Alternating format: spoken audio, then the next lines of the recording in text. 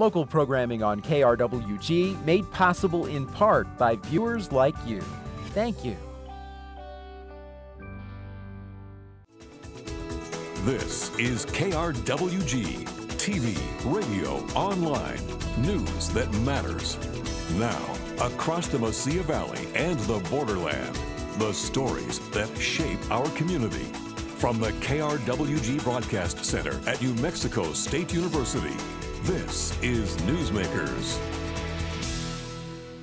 Up front this week, outrage over the Trump administration's immigration policies leads to a protest at a Las Cruces Border Patrol office. But the protest is just the beginning. In the borderland and across the country, boycotts of financial institutions connected to a variety of Trump policies are making an impact. In depth, here's Simon Thompson.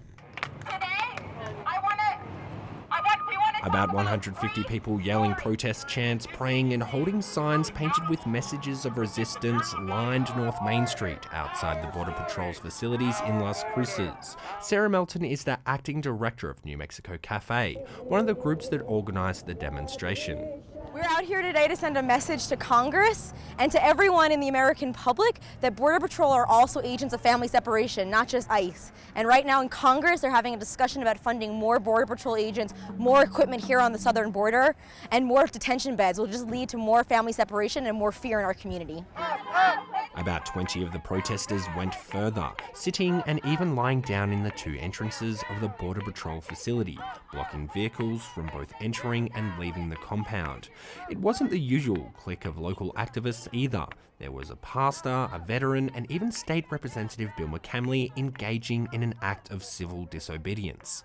Over 100 protesters cheered them on. We were prepared for arrest, and we were just going to see what happens. We wanted to make sure our message got clearly sent to Congress.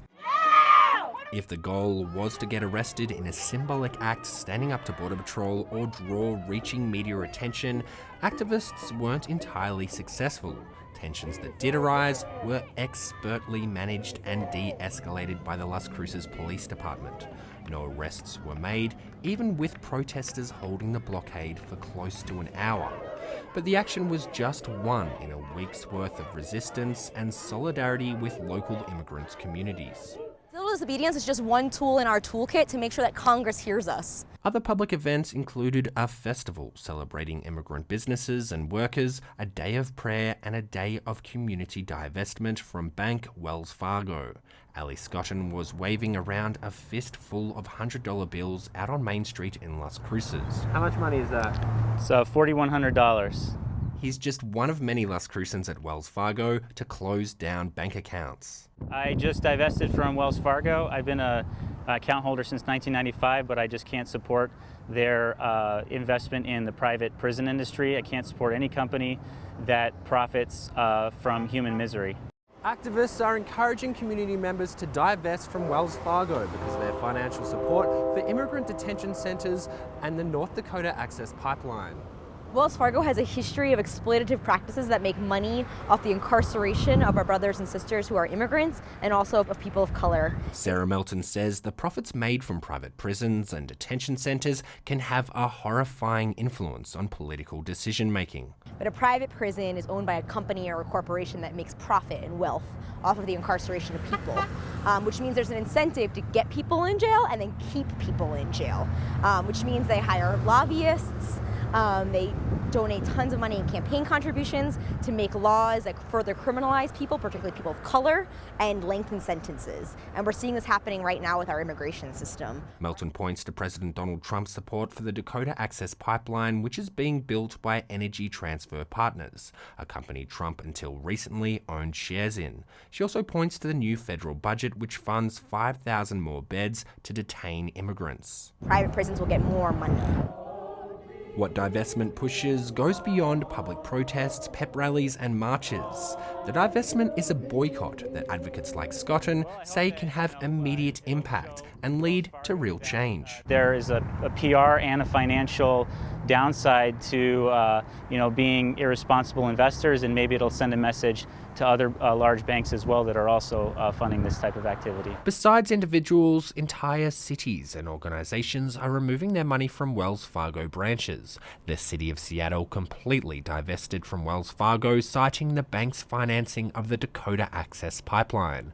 Wells Fargo CEO Timothy Sloan noted the bank he leads is just one of 17 institutions providing credit to Energy Transfer Partners, which is building the pipeline. He defended the support and told CNN that credit facility was properly vetted and independently reviewed within Wells Fargo, and we thought it made sense.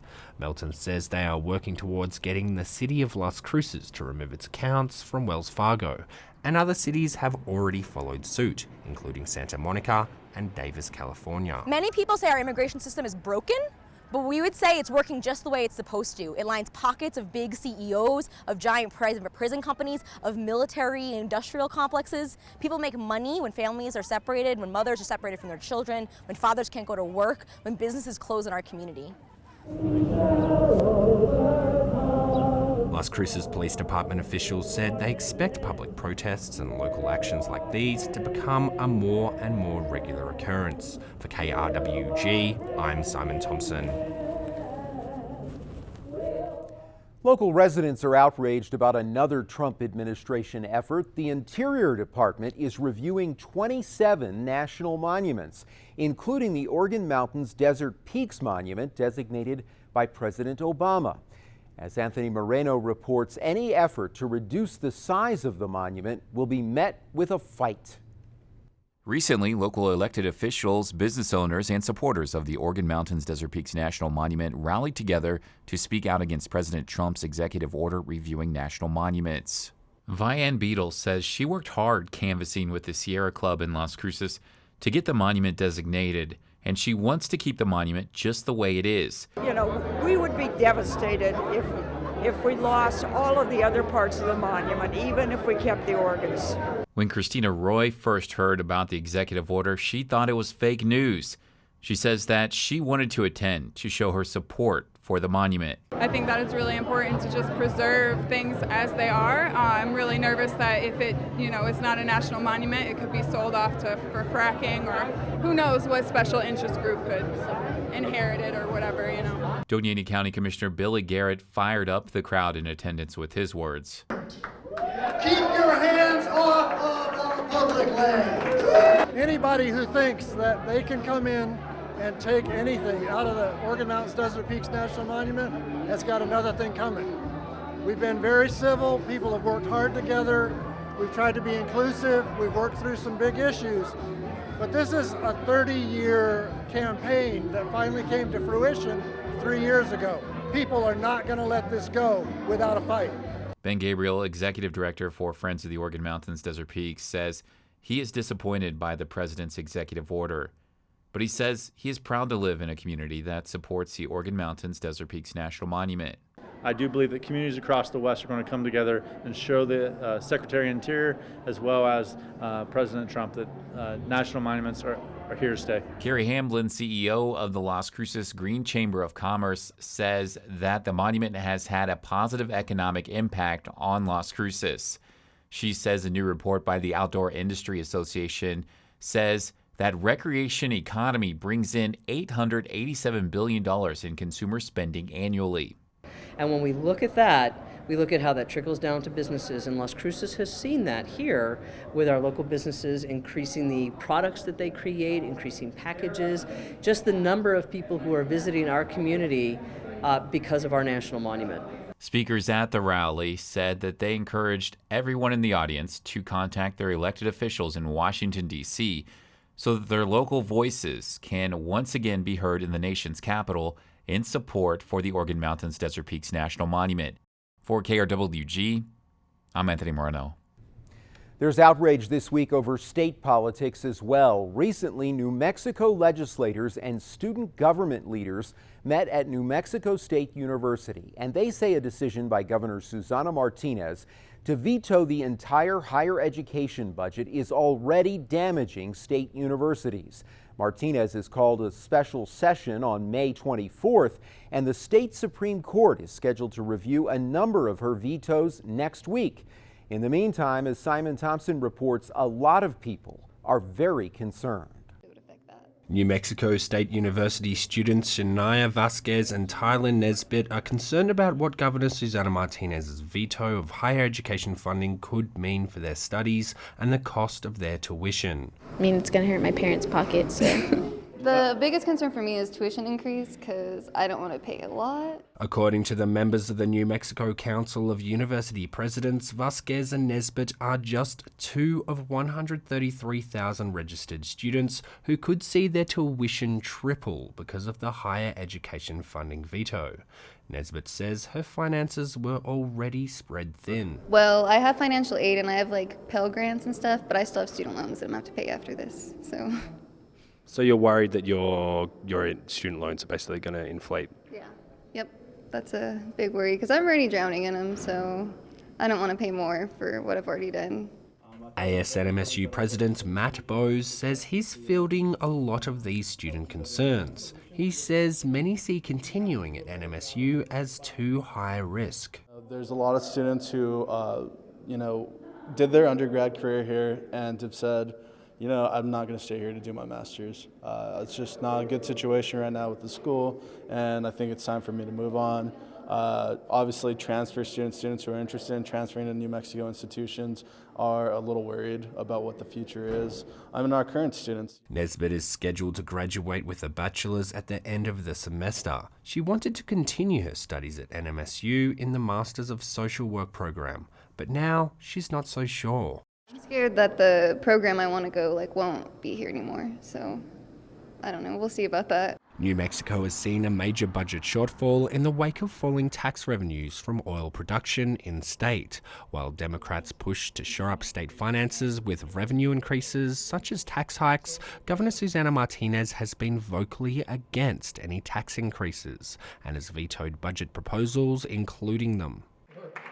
State legislators answered questions at the ASNMSU forum regarding the threat to higher education funding. State Representative Bill McCamley was there, and he noted that other agencies and services that are funded through higher education now facing a loss of funding. And there are actually further implications for the higher education system. So all small business development centers in the state are funded through higher education. So the governor killed all small business development centers. The Department of Agriculture is actually under New Mexico State University. So all of the assistance they give to farmers and value-added agriculture, inspections, help with irrigation, marketing things like pecans out of country, that all dies. Every county in the state has an extension office from New Mexico State to help with their agricultural issues. Those all go away. And for those people that are worried about healthcare, a lot of people go to UNM for chemotherapy. That's where the New Mexico Cancer Center is, under the UNM hospital. That would be critically hurt. McCamley chairs the House Labor and Economic Development Committee. He's concerned the veto of education funding is going to discourage businesses looking to invest and do business in New Mexico. It hurts all the communities. If I'm a business and I want to go to a place where I know I'm going to try to get an educated workforce, or I know there's going to be research coming out that I can take advantage of to grow a business, and the governor makes this decision to cut all the funds for higher ed, why would I go there? I wouldn't. McCamley says legislators on both sides of the aisle are still working to broker a resolution with the governor, but there hasn't been much progress. We've heard nothing from her. So negotiation's a two-step, right? And you can't really negotiate if there ain't no one else coming out for you on the dance floor. As the standoff plays out, students like Shania Vasquez and Tyler Nesbitt are looking at their options elsewhere, in neighboring states. Maybe Arizona or Colorado. I mean, anything's going to hurt us because we're going to have out-of-state tuition for anywhere out-of-state, and it's going to probably be about the same here if she raises it, so I don't know. It's a big mess. The governor's vetoes could be overridden with support and votes from the House Republicans. The budget could also be renegotiated in a special legislative session. McCamley says the sooner a resolution can be reached, the better, though the long-term damage to the state may have already been done. Our governor vetoed the entire higher education budget. Well, that's hurt our reputation probably for a decade, just those things happening. Because why are professors going to go to a university where the governor threatens to kill their funding? Why are students going to even register for classes if they're worried about the university not being there next year? Now, hopefully these things get resolved, but the uncertainty that is created really hurts the reputation of all the institutions of higher education in the state. Legislators recently filed a lawsuit asking the New Mexico Supreme Court to nullify Governor Susana Martinez's vetoes of funding for higher education as well as other state funding allocations. If successful, higher education funding could be reinstated for the approaching fiscal year. For KRWG, I'm Simon Thompson.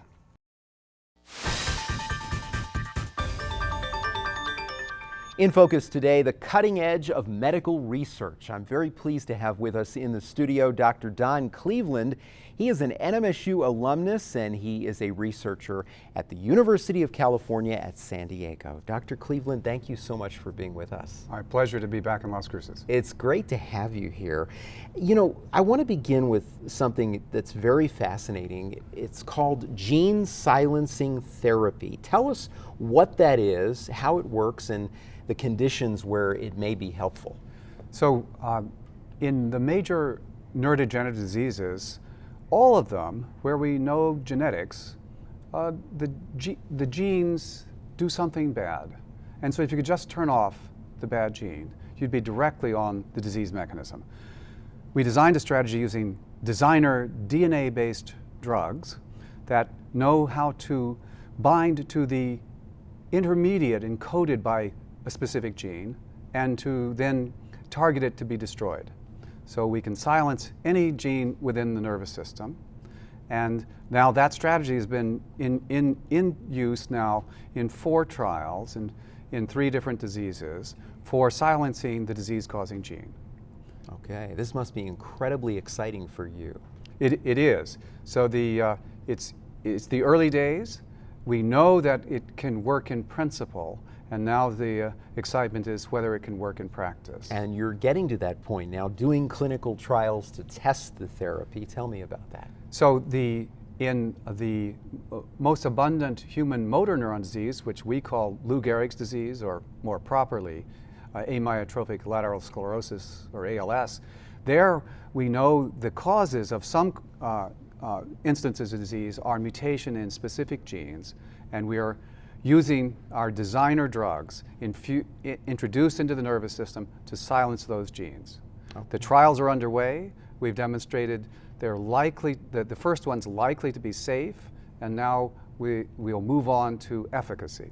All right. Well, we can't wait to hear more about that. Hopefully when those trials are over, we'll have you back and talk about the results. You also are known for identifying a protein that accumulates in Alzheimer's disease and is also present with traumatic brain injury. Tell me about that. Yes, fresh out of graduating from New Mexico State in 1972 in physics, I went to graduate school in biochemistry, and my project identified this protein. It's named tau. I purified tau and showed its properties, and we subsequently recognized that it misassembles and templates other good molecules to misassemble into intraneuronal tangles that are a hallmark of Alzheimer's disease. And we've more recently discovered that that misassembly of that protein tau is what is at the center of chronic brain injury, what you might call National Football League disease, where head injuries lead to blossoming damage that just grows from focal points, and the underlying component of those is tau. Okay, so incredibly important research. This has also been talked about, as you know, a lot about in boxing as well. Absolutely, absolutely. It's exactly the same in boxing. It's very well demonstrated in football, but it's almost certain to be true in all of these contact sports where there's repetitive brain injury and head-to-head contact. Okay. As you mentioned, you graduated from NMSU with a degree in physics. Tell me about your time here, how it led to your graduate work and then your eventual career. Well, I always thought I was going to be a physicist. I went I enjoyed my time here with the physics department. And then I realized when I went to graduate school that you could use those basic lessons learned here. And from my initial lack of confidence, I realized actually that New Mexico State prepared me very well. And my fellow graduate students, I went to graduate school at Princeton. All of the successful students in my class, there were 4 of us who were especially successful. All of us came from public universities. And that the public universities, not even the premier public universities, that they prepared us very well. 3 of us have been elected to the National Academy of Science, and the last became the CEO of Genentech, the company who has the largest dollar-valued cancer drugs in the world, and is now the chairman of the board of Apple. That's really interesting, and so, it's important to talk about at this time when funding is so much under stress here in New Mexico and all around the country, funding public universities. Absolutely. I just the value that to me, and I think to my generation, from the public education from universities like New Mexico State University, it's amazing value for the state. I work now for a public university, the University of California. Again, an amazing value for the state of California. I'm really, you cannot save money by devaluing what a higher education does for communities like this one, like the community in San Diego, actually I think for all the communities. Okay, and full disclosure, I should say I'm an Aggie too, so I mean this is not completely, unbiased, right? So what advice would you give to students who are here at NMSU now or other public universities to make the most of their education? Don't sell yourself short. So I know that I did not develop the confidence that that an education here would really prepare me for achievement at high levels, but it did. And so I would say don't sell yourself short. Choose what you want to do, and then go do it. And remember, there will be many bumps in the road. So the most important characteristic for success in science, and probably success in general, is perseverance. That's great advice. You've come back to Las Cruces to speak about your research and talk with students. What does being an Aggie mean to you personally? Being an Aggie. Actually, I have to say, I'm a New Mexican. I grew up in New Mexico, while I don't live here now, I see the beauties both of the state, of the lifestyle, and for New Mexico State, really what I know it means to the community more broadly across the state. It's an institution of a really high value that really does represent New Mexico in a very positive way. I have one final question for you. As you know, there is really a movement happening now all over the country. The March for Science in Washington, D.C., here in Las Cruces, and all over the country, and concerns about cuts to federal funding for research. As we conclude, your thoughts on this? I very much hope that the Democrats and Republicans can come together. Funding science is what propelled America to the top of the world. We failing to continue in funding science would be an amazing blunder. Would be abdicating our position of world leadership that we've held now for 40 years, unrivaled. It would be, if you want to maintain a great America, we need to maintain its greatness in science. Dr. Don Cleveland, he is an NMSU alum and a researcher at the University of California at San Diego. Dr. Cleveland, thank you for being with us. Absolutely, my pleasure.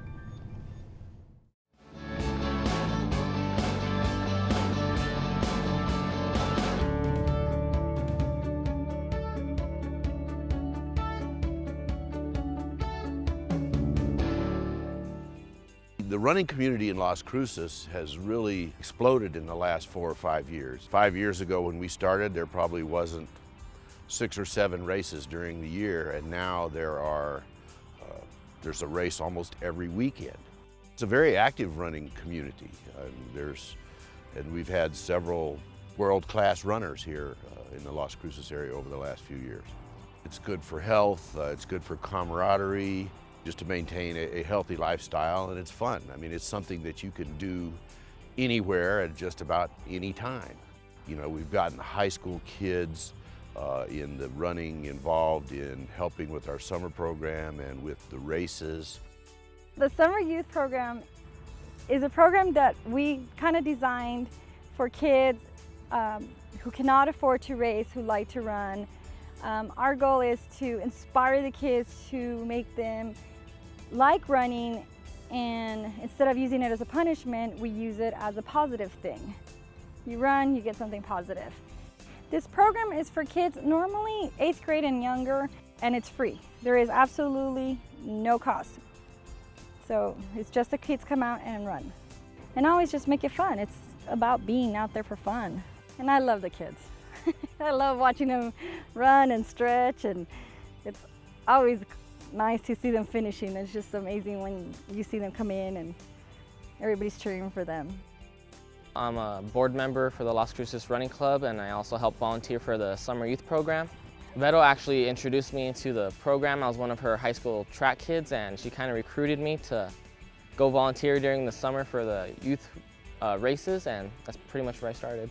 Definitely working with the kids during the summer and seeing them run and seeing them cross the finish line, it's definitely makes everybody smile. Definitely go out and explore and find an area that you really like. Shoes are critically important. If you don't have the right shoes, your legs will be hurting. How you step and your foot size, and if you're flat-footed or not, determines a lot on what shoe type to get. So definitely a good pair of shoes that fits you is important. Well, we have a website, LasCrucesRunningClub.com, and you can find out information there.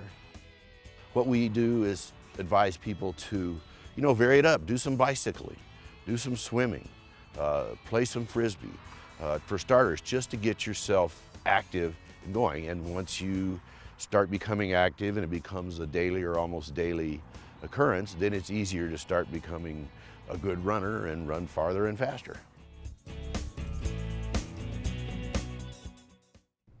That's our time for now. Join us this week on KRWG Radio every weekday. It's Morning Edition 5 to 9, Fresh Air at 11, followed by Here and Now noon to 2, and All Things Considered 4 to 7. KRWG News is always online at krwg.org, and we'd love to hear from you. Email us with your story ideas and video submissions. The address is feedback@nmsu.edu. For all of us at KRWG News, I'm Fred Martino. Have a great week. We'll see you next time on Newsmakers.